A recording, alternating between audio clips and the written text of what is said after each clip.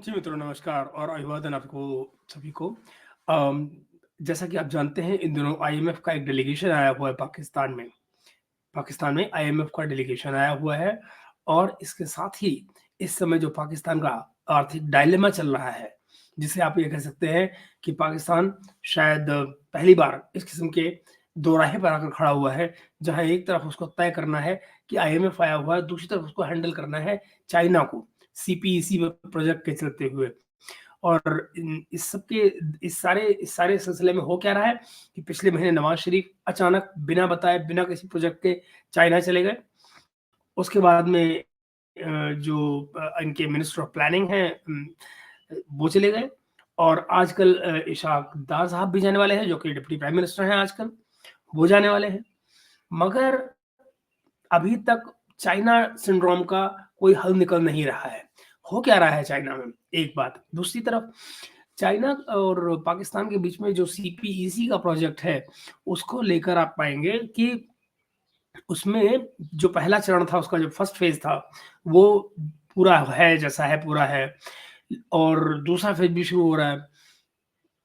मगर पहले फेज़ में एक प्रोजेक्ट था जिसका नाम था एमएल-1। एमएल-1 एक रेलवे का प्रोजेक्ट है, जहाँ जिसके जिसके अंतर्गत कराची से पेशावर तक एक रेलवे ट्रैक पड़ना है। आप समझ सकते हैं, नीचे कराची, पेशावर, अफ़गानिस्तान के बॉर्डर की तरफ, वो पूरी की पूरी लाइन है जो एमएल-1 में आनी है। बहुत एम्बिशियस प्रोजेक्ट है और काफ़ी बड़ा प्रोजेक्ट है। इसकी जो कीमत बताई जा रही है अमेरिकन डॉलर में, वो है 6.7 बिलियन यूएस डॉलर। तो जनाब इसके लिए चाइना से बात चल रही है और माना जा रहा है कि इस प्रोजेक्ट को रिवाइव करना है। जैसा मैंने बताया, प्रोजेक्ट कॉस्ट है 6.7 बिलियन। चाइना इसके लिए माँग रहा है सॉवरेन गारंटीज़। एज़ यूजुअल मैं आपको बार-बार बताता रहा हूँ, चाइना कोई ग्रांट नहीं देता है। चाइना हमेशा या तो कर्जा देता है या कंबाइंड प्रोजेक्ट्स होते हैं उसके। इस केस में उससे कर्जा भी माँग रहा है और प्रोजेक्ट भी उसी से पूरा करवा रहे हैं, ताकि बाद में उससे जो रिकवरी हो, वो माल चाइना खाता रहे उसमें से लेकर। मामला बन नहीं रही बात वहाँ। वो सॉवरेन गारंटीज़ माँग रहे हैं इसके लिए। सॉवरेन गारंटीज़ का भी एक प्रॉब्लम है। आईएमएफ के रूल्स के मुताबिक किसी भी मुल्क की जो जीडीपी है, उसका 2% से ज़्यादा सॉवरेन गारंटी में नहीं जा सकता। ओके? अब इनका पहले ही ज़्यादा गया हुआ है।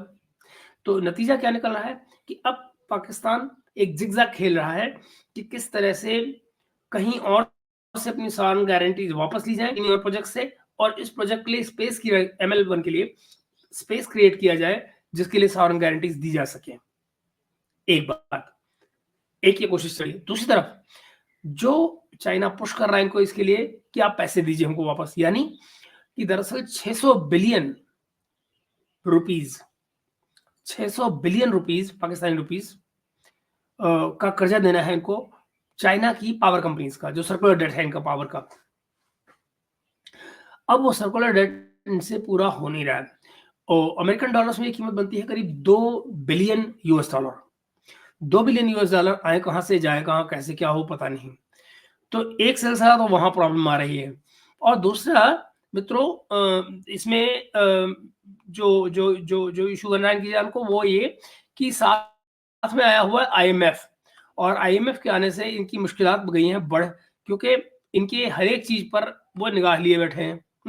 चाइना, जो आईएमएफ वाले हैं, और उसके चलते फँस गया मामला। कैसे फँस गया? वो इस तरह से फँस गया कि हर एक सम जो ये चाइना को देने की बात करेंगे, उस पे उनकी निगाह है। हर एक रकम जो देने की बात की जाएगी, उस पे उनकी निगाह है। बजट अभी बनना है, वो सारा बजट मोर और लेस आईएमएफ ही तय कर रहा है इनका, तमाम पैरामीटर्स वही तय कर रहे हैं। तो ये दोनों तरफ से अब गए फँस। एमएल-1 प्रोजेक्ट, तो अब माना ये जा रहा है कि शायद एमएल-1 प्रोजेक्ट को प्रोलॉन्ग करके बेसिकली डिले में डाल दिया जाएगा, ताकि पहले एक तरफा माल तो आए ना, आईएमएफ से बात बन जाए, बाद में फिर देखी जाएगी। तो भई आईएमएफ से पैसे लेकर तो हमेशा से भागे हैं ना ये, हमेशा से ही पैसे लेकर आईएमएफ से भाग गए, वन ट्रांच ली, गायब हो गए, बाद में फिर नेगोशिएट करने लग गए आकर। यही खेल चलता रहा है, 23 बार हो चुका है, 24वीं बार शुरू हो रहा है। तो ये सिलसिला है, ये पहले आईएमएफ को हैंडल करना चाह रहे हैं, चाइना वाले गेम को ये बाद में देखेंगे। और चाइना कह रहा है कि बिना हम इन सॉवरेन गारंटीज का काम नहीं करेंगे, नंबर 1। दूसरा वो कह रहे हैं हमको पैसे वापस दो, 2 बिलियन में से जो भी वापस देने पावर कंपनीज को हमें हमारी प्रोजेक्ट क्लियर करो। तीसरा वो चाइनीज जहां अटके पड़े हैं वो है मुद्दा मित्रों, वो है उनकी सिक्योरिटी का। उनके जो इंजीनियर्स डिफरेंट प्रोजेक्ट्स में काम कर रहे हैं वो पिछले दिनों मारे गए हैं। लास्ट मंथ भी उनके जो 5 इंजीनियर मारे गए थे, उन सबको लेकर वो हैं परेशान, और वो ये चाहते हैं कि पाकिस्तान इन मुद्दों पर सीरियसली कुछ काम करे। दरअसल सिक्योरिटी वाली सिचुएशन ऐसी है कि जहां पर पाकिस्तान जिस तरह से चाइना से तय हुआ है कि सिक्योरिटी प्रोवाइड की जाएगी, पाकिस्तान कर नहीं पा रहा है। पाकिस्तान बिल्कुल नहीं कर पा रहा है, और अब इसीलिए आप पाएंगे कि उस तमाम इलाके को, जो गवादर गवादर वाला इलाका है, उसको ये लोग इस समय वो कर रहे हैं, सराउंड कर रहे हैं, बेसिकली बंद कर रहे हैं पूरे इलाके को। बलूचिस्तान के अंदर मौजूद गवादर पोर्ट को और ये गवादर पोर्ट के उस तमाम इलाके को ये उन लोगों से बंद कर रहे हैं जिनका वो इलाका है, यानी बलोचियों से ही उस इलाके को बंद किया जा रहा है। तो वो सराउंड करके आइडिया ये है कि वो चाइना को दे दिया जाएगा। अगस्त आने वाला है, माना जा रहा है कि जून में इनका जो गवादर में एयरपोर्ट है उसका काम पूरा हो जाएगा। मेरे ख्याल से तो काम मोरलेस और ऑलरेडी पूरा है, मगर फिर भी पिछले 2 साल से उसका जो इनॉग्रेशन है वो टल रहा है लगातार। आप समझ सकते हैं कितना दबाव होगा कि चाइना के प्रोजेक्ट्स को पूरा ना किया जाए, तो उसको इनॉग्रेशन टाले जा रहे हैं। अब लेटेस्ट डेट जो आई है उसके इनॉग्रेशन की, वो अगस्त की आई है। तो लेट्स सी वेदर वो अगस्त में मेरा इनॉग्रेट होता है या नहीं होता है। हालांकि कुछ इस समय दम दिखाई दे रहा है कि शायद चाइना को पाकिस्तान रेजिस्ट कर रहा है इस तरह से कि वो चाइना के करीब रहना चाहता है, वाइल अमेरिका को छोड़ना नहीं चाहता है। तो अब मुश्किल क्या आ रही है? मुश्किल ये आ रही है कि ये अमेरिका के साथ जाएं या चाइना के साथ जाएं, ये गेम है। और जो जो कलाकारी ये दिखा रहे हैं पाकिस्तानी, वो कलाकारी ये है कि ये अमेरिका और चाइना के बीच में डांस करें इस तरह से कि दोनों को लगे कि ये हमारी तरफ है। अब इनमें से कौन स्मार्ट एक्ट करता है, या कौन ज्यादा दबाव डालता है, या कौन इनको अपनी तरफ खींचता है, ये आने वाला समय बताएगा। मगर मुझे आपको बताना ये इसलिए जरूरी लगा क्योंकि ये जो इनका डिस्को डांस चल रहा है अमेरिका और चाइना के बीच में, इस सारे के बीच में इकोनॉमी की ऐसी की तैसी हो रही है।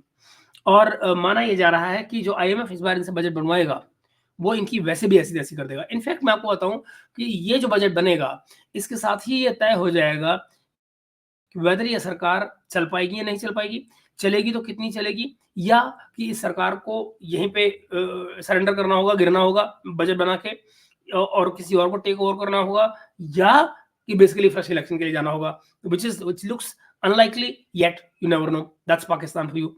तो ये मित्रों थी वो अपडेट जो मुझे आपको देनी थी। हम लोग रात के प्रोग्राम में एक बार फिर से मिलेंगे ही, लेकिन मुझे लगा एक छोटा अपडेट है ये इकोनॉमी पर जो आपको मुझे दे देना चाहिए, क्योंकि इससे आपकी जो तमाम सोच है उसमें फर्क आएगा कि दरअसल इस समय की जो एग्जिस्टिंग सिचुएशन है उसमें पाकिस्तान किस तरह के इकोनॉमिक डायलेमा में फंसा हुआ है, जहां से निकल पाने की कोई सूरत फिलहाल तो नजर नहीं आ रही है।